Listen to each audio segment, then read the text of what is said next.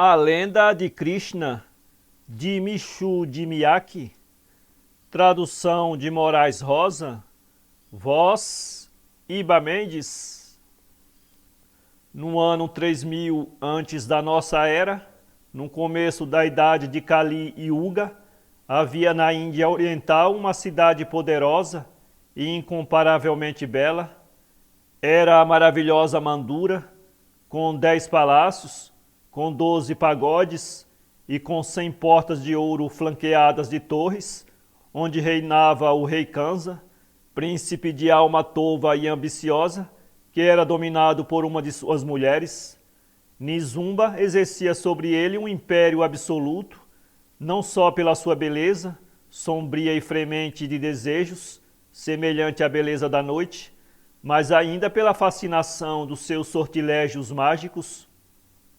Ela era de fato a filha do rei Kalayeni, um rei mágico que adorava Kali, a deusa do desejo e da morte, e que obtinha misteriosos poderes por meio de práticas tenebrosas. Nizumba aprendera com seu pai o segredo dos seus encantos e malefícios, e Kansa tremia diante dela, agitado pelo medo e pela lubricidade.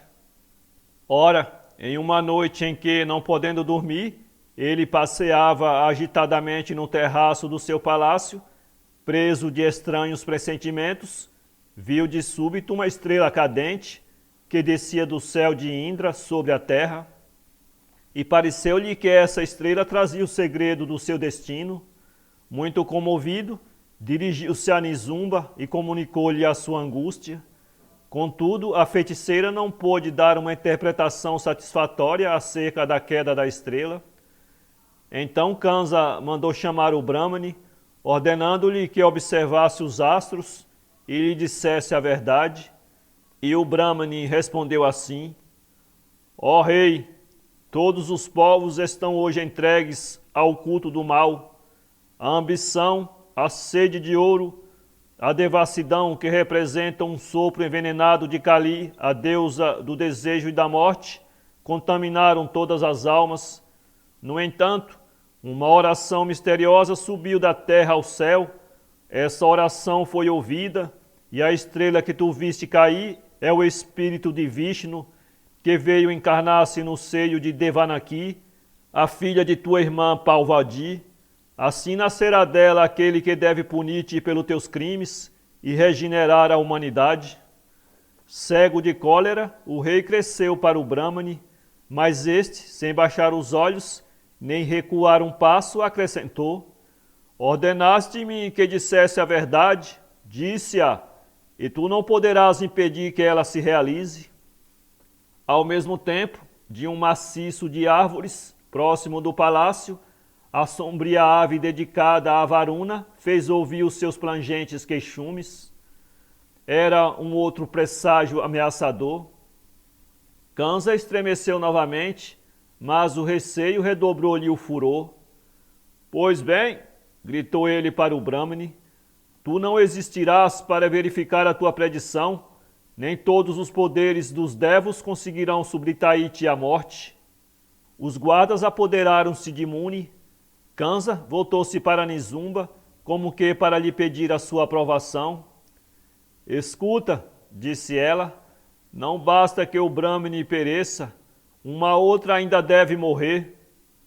Quem? Perguntou o rei, com a fronte coberta de suor e os membros trêmulos, porque compreendera já o secreto desejo de Nizumba. Aquela que deve dar à luz o teu inimigo. Quem? Devanaki, a filha de minha irmã? Que ela reine em meu lugar ou que morra, gritou Nizumba. Eis o preço do meu amor. Um clarão feroz brilhou no seu olhar dominador, e o seu rosto de ébano, purpureado pelo sangue furioso, semelhava-se ao fumo de um incêndio atravessado por chamas vermelhas. Kansa baixou a cabeça. Ela morrerá, respondeu o rei com voz sombria. Meiga e linda como se fosse a flor do lótus, Devanaki era uma virgem de coração simples e puro. Misteriosamente advertida por Vishnu, sua mãe dera-lhe o nome, que em sânscrito quer dizer formada por Deus. A infância da Virgem passara a se afiar e a tecer, nunca aproximara dos lábios qualquer alimento animal, sustentava-se apenas de vegetais. Na mesma noite em que Kansa se revoltou contra a revelação do seu destino, a hora em que os elefantes sagrados dos pagodes batem nos gongos sonoros o sinal que divide ao meio a noite, a donzela teve um sonho delicioso. Parecera-lhe que, levantando-se da cama, se dirigia às margens do lago sagrado de Meduva para ali fazer as abluções prescritas. Ora, depois de ter mergulhado 12 vezes no lago, pronunciando as palavras de purificação, seguidas de uma invocação a Vishnu, quando se preparava para voltar a casa, sentiu estremecerem-lhe os flancos e viu-se rodeada por uma nuvem luminosa, e do seu flanco virginal escapou-se uma gota de sangue. Logo da terra, onde essa gota caiu, brotou uma haste de vinha, cujos ramos potentes cobriram em um instante o mundo inteiro. Todos os povos, maravilhados, vieram sentar-se à sua sombra, e o mal e o ódio, a cólera, o trabalho e a dor tinham desaparecido da terra. E os homens sustentavam-se dos frutos deliciosos dessa árvore gigantesca. Então, uma voz se fez ouvir no espaço, em meio de um ruído sobrenatural que parecia vir do mar, e essa voz gritava nos 4 ângulos do mundo, do Oriente ao Ocidente, do Norte ao Sul: paz aos homens que provaram o alimento celeste, todas as suas faltas lhes serão perdoadas, todas as suas máculas serão purificadas, e eles gozarão a beatitude na imortalidade.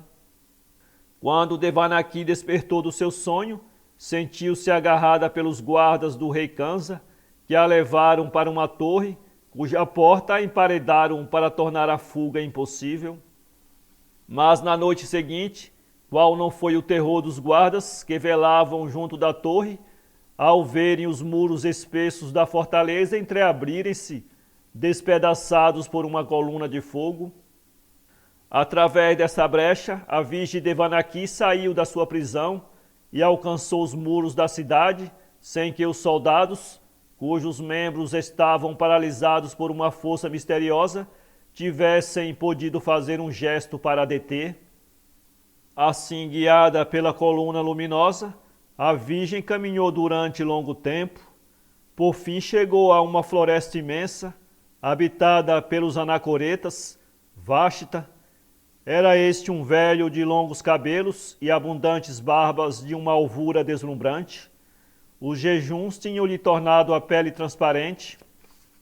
A meditação, o êxtase e a oração tinham enchido seu olhar de uma claridade celeste que parecia refletir visões longínquas.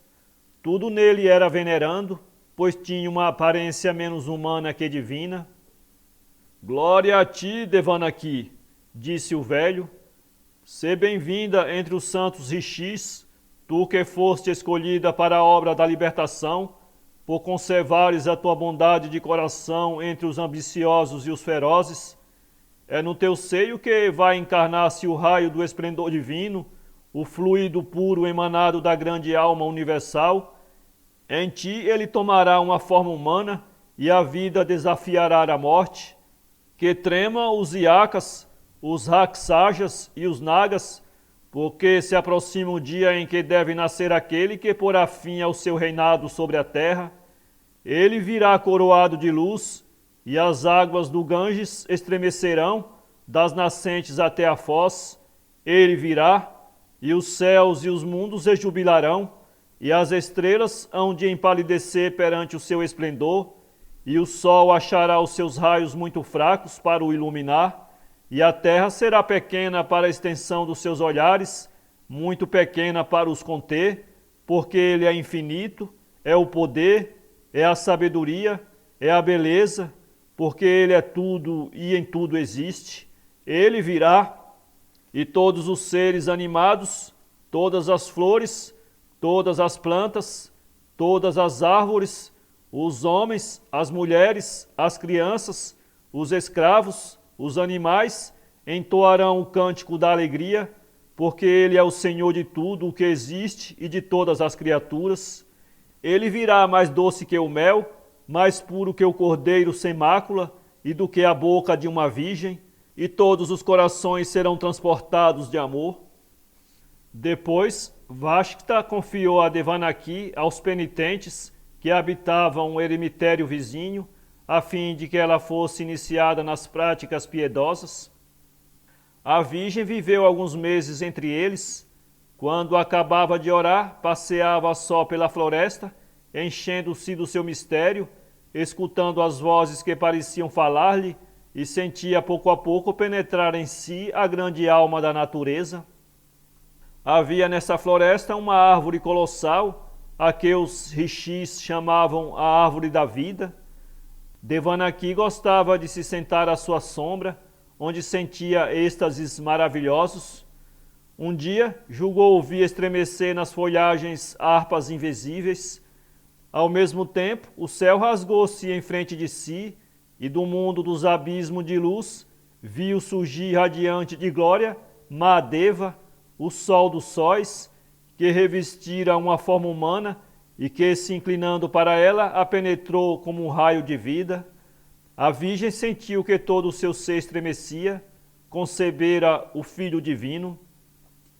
Nessa noite, Vashta e todos os anacoretas vieram inclinar-se perante ela.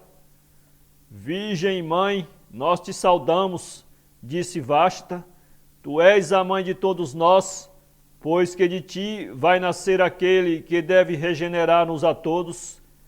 Tu lhe chamarás Krishna, o sagrado, mas não lhe revelarás nem a sua origem, nem a tua, que ele deve ignorar. Assim a vontade dos devas será satisfeita. Contudo, um grande perigo te ameaça. O rei de Mandura, teu irmão, procura-te, resolvido a fazer-te perecer. É preciso que deixes esta floresta, que já te não oferece um abrigo seguro. Estão aqui aqueles que eu designei para te acompanhar, até ao lugar onde vivem os pastores do Monte Mero. É lá que deves dar à luz àquele que os teus flancos conceberam do amor divino. Depois de muitas fadigas, Devanaki chegou a um ridente vale no sopé do Monte Mero. Ali vivia uma população de sacerdotes, dirigidos pelo patriarca Ananda. Foi ele quem recebeu a Virgem Mãe errante. Foi na sua residência que nasceu o divino Krishna, ao qual logo todos chamaram o Radiante, porque bastava a sua presença para produzir o bem-estar e a alegria. De fato, emanava dele um encanto irresistível e misterioso. Não só os peregrinos e os pastores e as crianças e os velhos acorriam para o contemplar, as próprias feras vinham rolar-se-lhes aos pés, prestando-se docilmente aos seus brinquedos. Parecia que a natureza inteira acolhia a sua vinda como sendo um sinal de felicidade. Devanaki educou piedosamente seu filho, aplicando-se a formar-lhe uma alma heróica e santa. Depois, um dia, sentindo que a sua missão findara, desapareceu sem pesar, com uma resignação sublime, para ir morrer em uma região desconhecida. Mas Krishna ficou inconsolável com a desaparição de sua mãe. Perguntava por ela a todos os ecos, porque tinha uma grande adoração por essa mulher, tão bela, tão meiga, tão terna, que tantas coisas sublimes lhe ensinara. Um dia apareceu-lhe o rei dos anacoretas, Vashta, que podia manifestar o seu corpo à distância. E a visão disse-lhe: tua mãe partiu para uma longa viagem, foi para junto daquele que não morre nunca. É esse que tu precisas de encontrar para que a encontres. E como poderei encontrá-lo? Procura sempre, hás de encontrá-lo. Krishna tinha 15 anos e já era robusto e hábil em manejar o arco e a espada, e era também valente e destemido.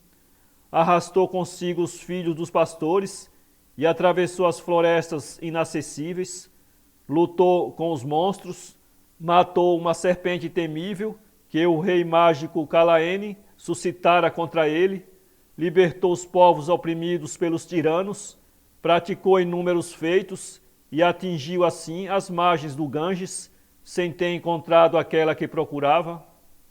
Então entregou-se às orações, purificou-se no rio sagrado, deixou a sua alma comungar longo tempo na luz do sol, com a alma de Mahadeva, o Espírito Universal. Ali sonhou sonhos maravilhosos, ali as águas rítmicas do rio, que corre em catarata da cabeleira de Brahma, lhe ensinaram a música sagrada. E quando voltou ao seu país natal, os pastores do Monte Mero rodearam-no para festejar o seu regresso. Krishna contou-lhes os êxtases que o tinham deslumbrado e as melodias divinas que ouvira, e todos ficaram maravilhados. Numa noite de outono, embalsamado pelo hálito dos jasmins, Krishna estava sentado debaixo de um grande cedro, através de cujos ramos a lua filtrava a sua luz doce, que é como que o reflexo da face de Brahma, e no recolhimento da noite, o seu pensamento voava, penetrava por entre os deslumbramentos do infinito, e a sua voz erguia-se pura e deliciosa para cantar as maravilhas entrevistas. Irresistivelmente encantadas por essa música, as gopis, que são as filhas e as mulheres dos pastores, saíram das suas habitações, escondendo-se umas das outras, e estavam tão perturbadas que se afoitaram até junto dele. Krishna, quando deu por elas, disse-lhes: voltai para casa, não convém às mulheres ficar aqui. Mães, pais, filhos, irmãos, esposos procuram-vos. Não lhes causei inquietações. Vistes a floresta em flores, iluminada pelos raios da lua cheia e embelezada pelos novos rebentos das árvores, que estremece às carícias das brisas de Yamuna. Voltai para casa sem tardança. As crianças choram, ide dar-lhes de beber, ide contentá-las. Foi por afeição a mim que viestes aqui, tudo isso me dá felicidade. Mas o dever supremo das mulheres é obedecer a seus maridos, preparar os alimentos de seus pais e de seus filhos, exaltando-me, pensando em mim, celebrando o meu nome, que deveis testemunhar o vosso afeto. Mas as mulheres caíram em uma tristeza profunda, e as lágrimas tintas do colírio dos seus olhos caíram-lhes sobre os seios avivados de açafrão. Finalmente, enxugando as pálpebras, responderam: não, deixa-nos escutar ainda, porque o teu canto delicia-nos. Deixa-nos ficar aqui junto de ti, porque te amamos. Falas do dever das mulheres? Para quem cumpri-lo, senão para contigo, que és o fim de todos os preceitos e o soberano Senhor? Sim, tu és o bem-amado, o Pai, a alma dos seres. Sê-nos propício. Não iludas a esperança que em ti pusemos, Deus dos olhos de lótus. Foi por tua causa que se tornaram belos os sentimentos do lar e agradáveis os trabalhos domésticos. Extingue no lago da ambrosia dos teus lábios o fogo de amor que em nós acenderam os teus olhos sorridentes e os teus acordes harmoniosos. Ó pérola dos homens, consente que sejamos tuas escravas, pousa a tua mão, semelhante ao lótus, sobre os nossos seios ardentes e sobre as nossas cabeças, sobre as cabeças das tuas servas. Então Krishna sorriu e disse-lhes: ficai, pois, junto de mim, e sentai-vos sobre a relva. Interrogai-me, e eu vos ensinarei o que minha mãe me ensinou durante a minha infância, e o que tenho visto nos meus sonhos. Uma delas perguntou: ó divino pastor, há homens que amam quando são amados, outros, mesmo quando o não são, outros ainda não amam nunca, quer sejam ou não amados. Digna-te explicar-nos porquê. E Krishna respondeu: os que amam por serem amados só têm em vista o seu próprio interesse. Não há nesse caso nem afeição, nem dever. É o egoísmo puro. Quando o amor não é retribuído, como sucede com tantos seres compassivos e com os pais, é o dever perfeito e a dedicação pura. Alguns não amam aqueles que os amam, e menos ainda aqueles que os não amam. São os que encontraram a felicidade em si próprios, ou cujos desejos estão satisfeitos, os ingratos. Quanto a mim, minhas amigas, se não amo todos os seres que me têm amor, é para que eles se entreguem à devoção. Assim prosseguiu a conversação de Krishna com as gopis, e ao romper da aurora, elas regressaram pesarosas às suas casas, perturbadas e com o coração cheio de afeto por ele. Por diversas vezes se repetiram esses ensinamentos, porque as filhas e as mulheres dos pastores se sentiam cada vez mais sequiosas das palavras divinas. Então, durante essas noites perfumadas, o filho de Devanaki ensinou às mulheres a arte de cantar e de figurar pelas suas danças as ações sublimes dos heróis ou as ilusões de Maya, a feiticeira. E enquanto umas faziam vibrar comovidas as cordas das vinas, ou batiam nos símbolos ruidosos, outras agitavam com gestos rítmicos as suas vestes, que mostravam por vezes o açafrão dos seios. E enquanto umas faziam vibrar comovidas as cordas das vinas, ou batiam nos símbolos ruidosos, outras agitavam com gestos rítmicos as suas vestes, que mostravam por vezes o açafrão dos seios. Krishna evocava a amorosa alma da natureza, e a inspiração sagrada caía dos astros em uma luz sobrenatural que exaltava e divinizava os coros melodiosos das bailadeiras entrelaçadas. Uma noite, contudo, as gopis não viram Krishna em meio dos cedros, no seu lugar habitual. Loucas de dor, percorreram todo o vale, procurando e chamando o bem-amado. O divino pastor, o cantor inspirado, tomara o caminho da montanha, onde devia conservar-se isolado durante 7 anos, meditando e orando, a fim de se penetrar melhor ainda da luz de Mahadeva, o sol dos sóis. Krishna estava ainda no Monte Mero, esforçando-se por purificar inteiramente a sua natureza terrestre, para melhor se penetrar da revelação divina, quando viu aparecer a maior parte dos anacoretas, entre os quais sua mãe se refugiara na floresta sagrada, antes de o deitar ao mundo. Ensina-nos a verdade, sê para o futuro o nosso mestre, disseram eles, porque o santo velho Vashta, nosso pai, acaba de ser morto por mão criminosa. Essa mão criminosa era a do feroz e covarde Kansa. Depois da predição do Brahmani e da fuga de Devanaki, não cessara de tremer, escondido no seu palácio. Mais tarde, advertido do nascimento de Krishna, ordenara em todos os seus estados o morticínio das crianças do sexo masculino, nascidas na noite em que Krishna viera ao mundo. De fato, os soldados correram à população dos pastores, sobre a qual reinava o patriarca Ananda, a fim de cumprirem a bárbara ordem, mas apenas eles apareceram, essa criança que tinha dias apenas, cresceu subitamente, transformando-se em um robusto rapaz de 10 anos, que começou brincando com as ovelhas e com as cabras.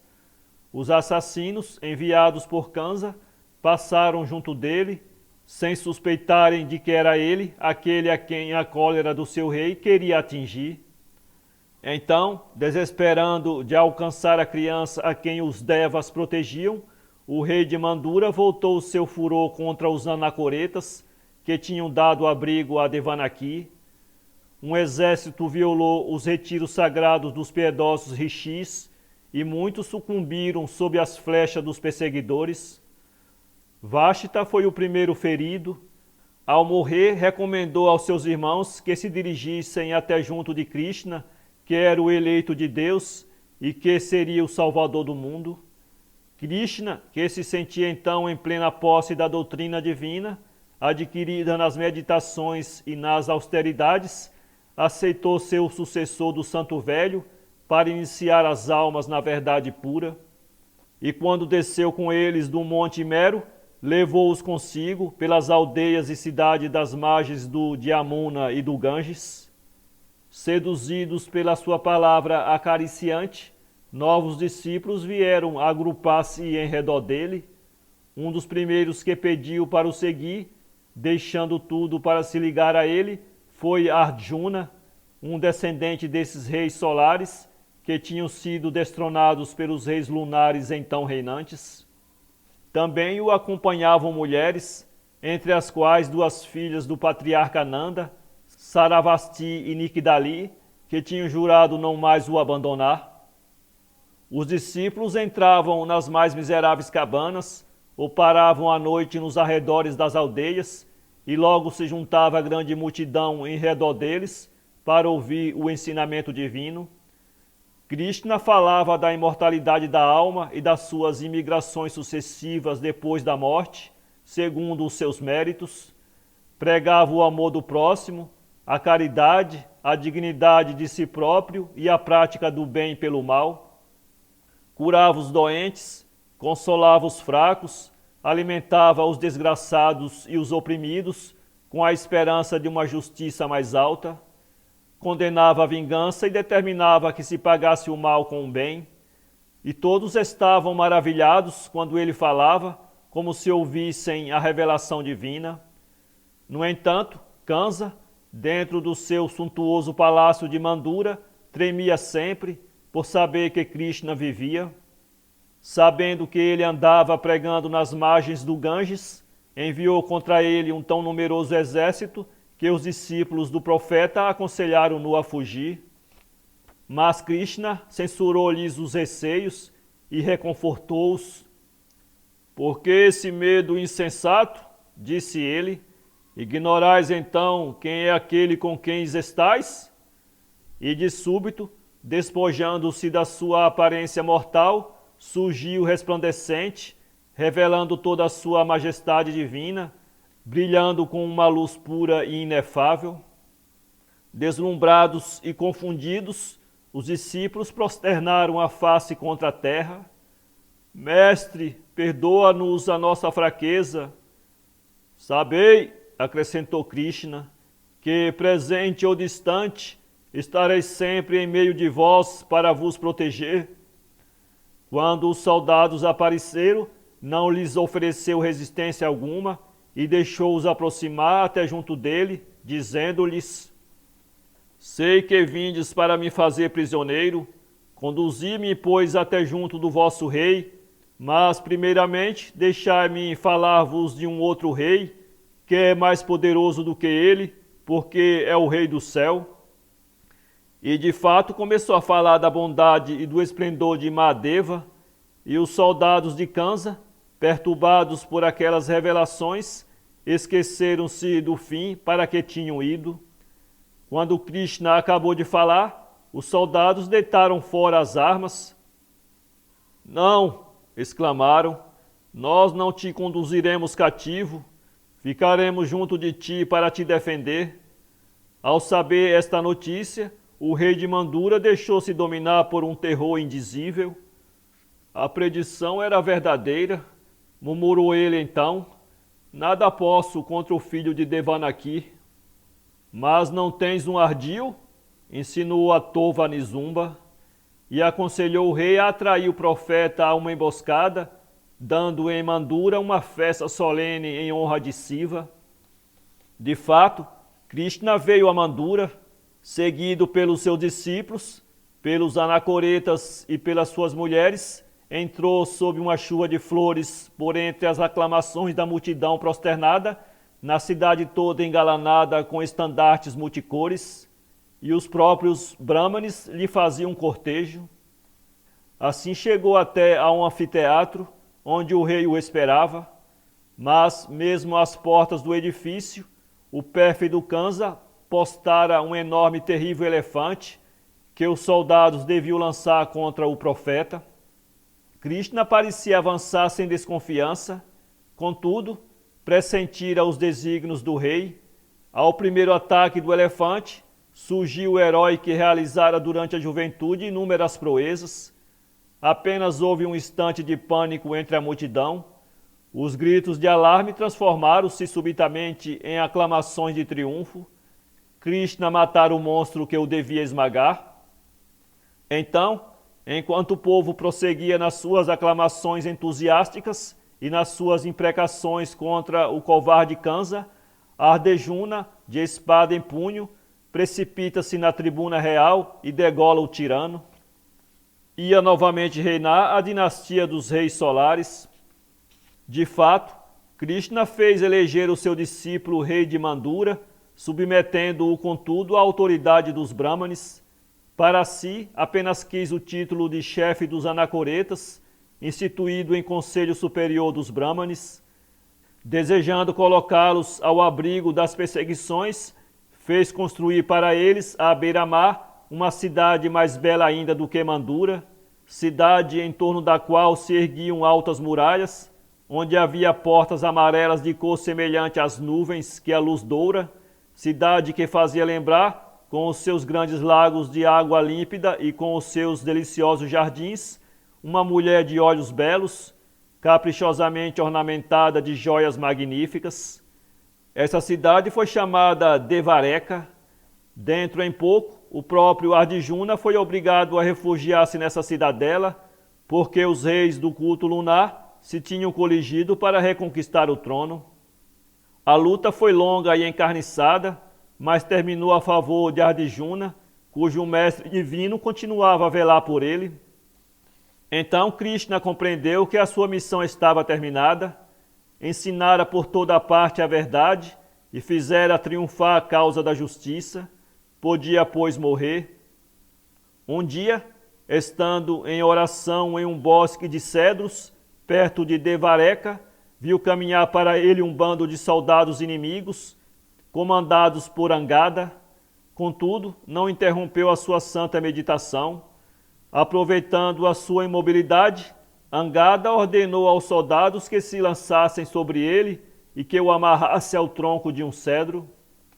Depois, pegando em um arco e em flechas, atirou ele próprio sobre Krishna.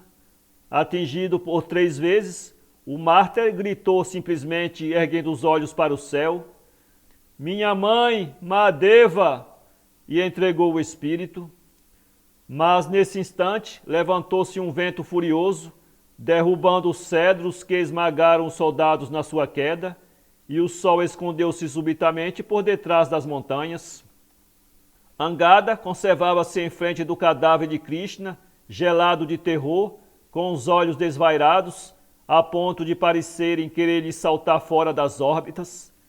Julgou ouvir uma voz que gritava: "Tu expirarás o teu crime pela vida eterna. Até ao fim do mundo, tu errarás pelas margens do Ganges, não tendo outro alimento senão os cadáveres que disputarás aos chacais e aos animais imundos." O corpo de Krishna foi recolhido pelos seus discípulos e queimado na cidade de Devareka. Muitos daqueles que o tinham seguido em vida quiseram segui-lo também na morte. Seravasti e Nikadali, que tinham jurado nunca o abandonar, lançaram-se na fogueira com outras mulheres. E por sobre a fumarada do incêndio, a multidão viu de súbito pairar brancas visões luminosas. Era o corpo radioso do filho de Mandeva, que ia unir-se ao sol dos sóis, arrastando consigo os seus discípulos bem-amados e as suas místicas esposas.